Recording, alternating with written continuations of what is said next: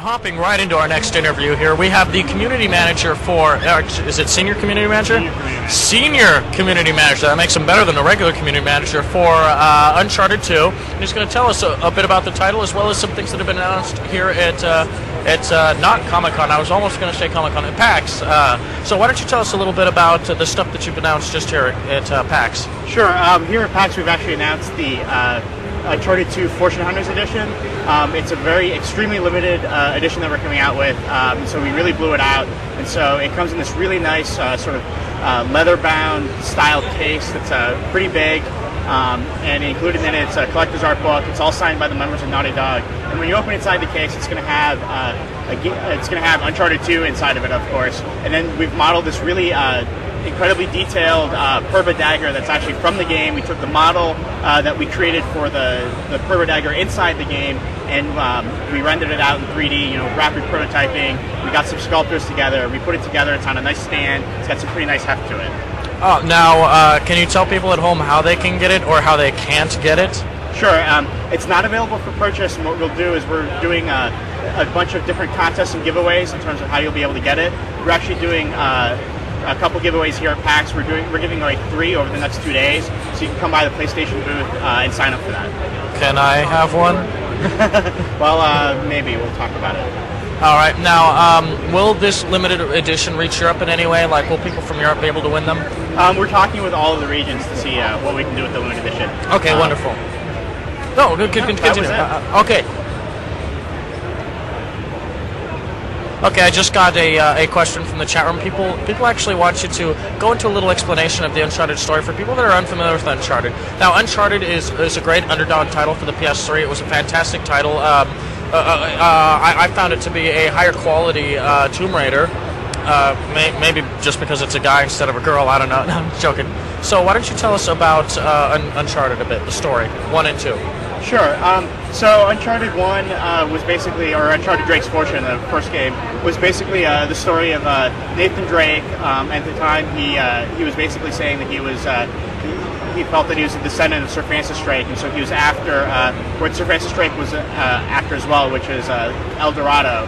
And so it took him to an island it took him to an island where he was out looking for the treasure of El Dorado, and he was accompanied by a colleague, Sully, and a journalist, Elena. And basically they were up against a couple antagonists who were also looking for El Dorado. And then I'm not really going to say much more there because I think some people haven't played it, but basically don't want to spoil it. They're shooting their way and exploring their way through this environment, solving some puzzles from a long time ago, trying to find El Dorado, and then there's obviously a big standoff. Yeah, and it's just some fantastic Indiana Jones style storytelling, right?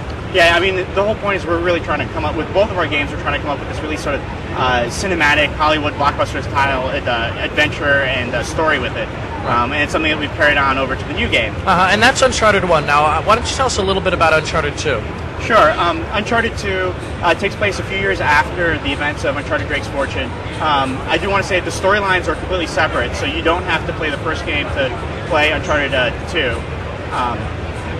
But so it follows, again, the story centers around Nathan Drake. He's sort of our main protagonist and really what we want to explore with. And this time it centers around a mystery of Marco Polo. And back in the 13th century, he had spent a lot of time in the court of Kublai Khan in China, and amassing sort of treasures. And he left to return to Europe with a whole fleet of ships and hundreds of passengers. And when he landed in Persia, he only had 1 ship and a handful of passengers. He never really explained what happened to the rest of his fleet, even up to his deathbed. And he kept really incredibly detailed journals, so this sort of a mission is a big deal. And so this is sort of the hallmark of what we try to do with our stories, is we try to find this this sort of a hole in historical fact, or this mystery, and use it as a platform for our fiction. Right. So in this case, Nathan Drake and some of his less than trustworthy associates have found what Marco Polo may have had or been after, and they found a clue to sort of the location of where his fleet was. Oh wow! And what he found is that overall is that he found he was after the hidden valley of Shambhala and the Chinnamani Stone, which is this legendary or a mythical. Well, it's not really a spoiler. I mean, it's sort of this this overall arcing story. So Marco Polo said he found this Chinnamani Stone, which is this mythical Buddhist jewel that was supposed to be wish fulfilling, but it'd also be this huge sapphire that would be worth millions of dollars today. So that's what they end up going after, and they're pitted against this pretty bad guy antagonist. He's a war criminal, Zoran Lazarevic, who has a private army's command, and he's basically devastating everything he can to get this Trinamani stone for himself, yes. Okay, so speaking of this big, wide-ranging, arcing story, how long are we looking at Uncharted 2 being? We're looking probably at 12 to 15 hours, so longer than Uncharted Drake's Fortune. Okay. And now we're getting questions from the chat room. People want to know how many multiplayer modes are we going to be looking at? Because you guys are touting multiplayer. So give us some little details about it. Sure. I mean, multiplayer is basically split up into two portions: competitive and cooperative multiplayer. The competitive multiplayer, it's 5 versus 5, up to 10 people in 2 parties. We've really only talked about Team Deathmatch and Plunder, which is our twist on Capture the Flag, a very Uncharted feel to Capture the Flag. And we've got some other modes in the works that we haven't talked about yet.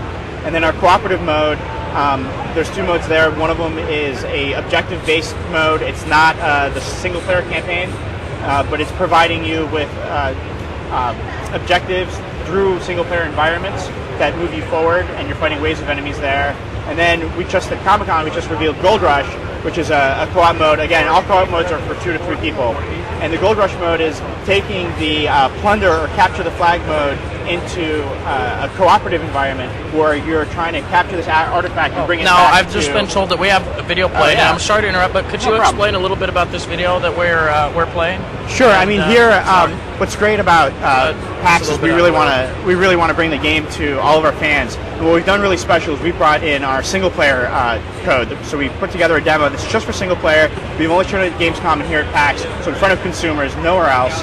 And in this part, Nathan Drake is he's in this Nepalese city, and he had come in and he'd found Zoran Lazarevic's men raising the city, trying to find this temple, which Nathan Drake has a clue in which to find.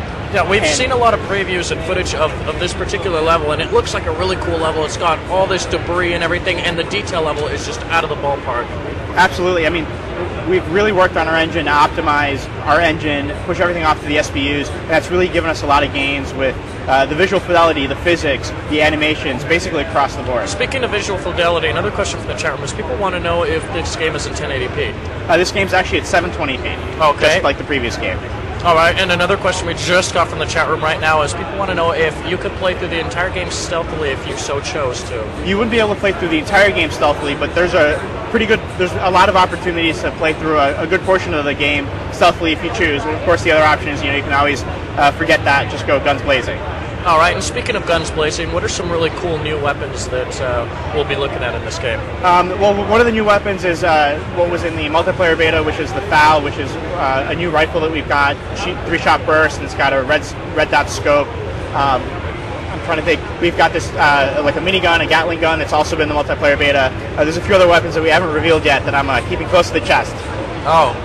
Now, are there any final talking points about the game? Any little details that you want to get people interested in it along with the release date? Sure. Really, I mean, what we want to do with Uncharted 2 is really sort of focus on the story of Nathan Drake and figure out who he is. So really, this is going to be a great game for you to figure out who Nathan Drake is, see what his motivations are, see what he's like when he's surrounded by people who he may or may not trust, and really sort of thrust into these amazing over-the-top situations and sort of see what he's capable of. And that's really what we want to do here, and I think a lot of people are going to be really interested to see what Nathan Drake is all about. And then Uncharted 2 comes out October 13th. October 13th, and will there be a regular special edition that we can look forward to? No, the only special edition is the Fortune Hunter edition.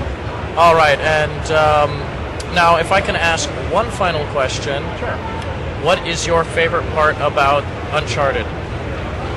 Really, the favorite part is just how we've been able to take this fictional, historical story and turn it into this fictional story of our own, and really blow it out and make it movie-like. Really work on the script, really work on the motion capture, and make it feel like a movie. I mean, if you watch all the cinematics all back to back, it's almost like watching a movie. I mean, we've got 90 minutes of cinematics. It really does feel like that sometimes. And with 90 minutes of cinematics, it's almost like a movie if you do watch it back to back. And that's really my favorite part. It's like playing a movie. Actually, you know what? I almost forgot one thing. Really interesting story has been making its rounds, and it's very entertaining, so I'm hoping that you can tell us too. The Kitty Got Wet story.